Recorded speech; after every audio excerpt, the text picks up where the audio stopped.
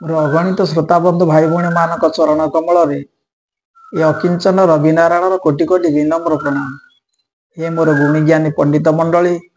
हे मोर विज्ञानी बंधुवर्ग भाई भौणी माने, आज आम आलोचना करने को जीवा ए संसार मध्य आमर जो सुविधा असुविधा भल मंद गुड़िक सब आम भोग करने को जाऊे तार किपरि सहज उपचार करी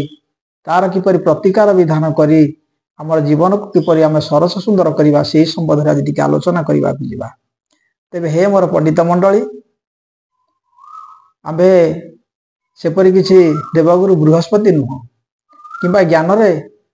जे कि आम गणेश नुह, तथापि ये अकिंचनर कल्पना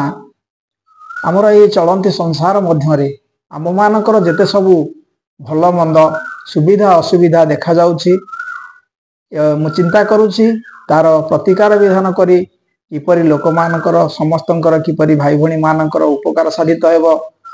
से संबंध रे मु भाबुछि भाई मानक किछिटा ज्ञातसार कराइले समस्त शांति रे दिन काटिबा। ए संबंध रे आज मु आपण मानक किछिटा कहिबा को जाउछि। दैनंदिन कर्ममय संसार मध्य समस्त जे सुविधा असुविधार फल गुड़िक हेउछि कोन ना, जदि आम जीवन रे परिवार मध्य जदि आमर देखा जाउछि जे कि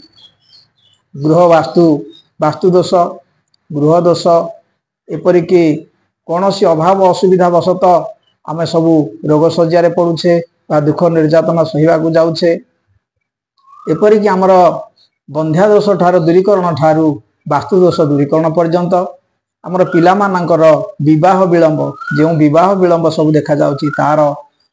लक्षण कौन तार गुण कौन केउं दोष से सब प्रतिबंधक होउछि तार समाधान। घरे आमर सर्वदा जदि कजिया भाव देखा दे समस्त मन में अशांत भाव देखा जाउछि से अशांत को किपरि दूरीभूत करी आम किपरि शांति रे जीवन कटाइबा। वर्तमान संसार मध्य अनेक पिला छुआ आमर जे कि अबाटरे गति करुछंती तांकु किपरि आम बाट को आनिबा, निजर कर्ममय संसार मध्य आमर कर्मफल किपरि मांदा रहुछि ताकु किपरि आम सजाड़िबा, आमर उचित कर्मफल किपरि आम पाई जीवन को शांति मधुमय करिबा। प्रत्येक उद्देश्य रे जदि आपण मानकर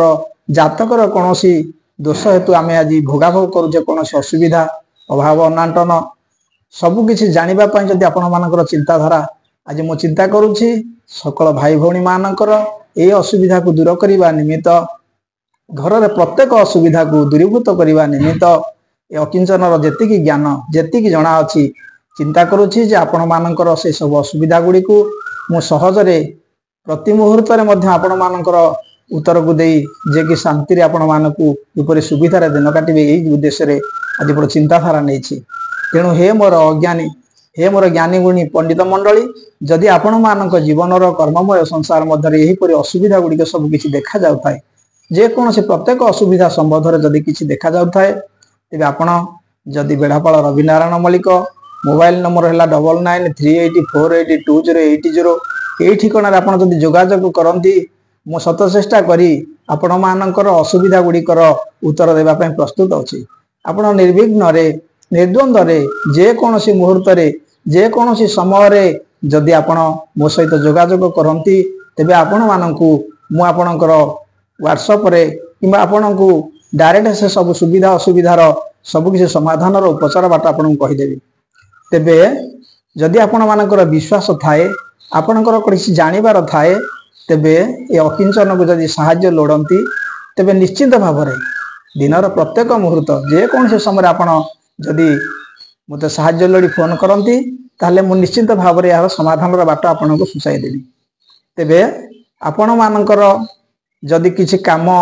मो ऊपर देखा जाए आपण मानकर से कर्म को भरोसा करी मु आपण मानक अपेक्षा करी रहिली। मोर ठिकाना हेउछि रविनारायण मल्लिक बेढ़ापाल मोबाइल नंबर 9938482080। तेबे आपण मानकर सेवारे ए अकिंचन रविनारायण रहुछि। नमस्कार।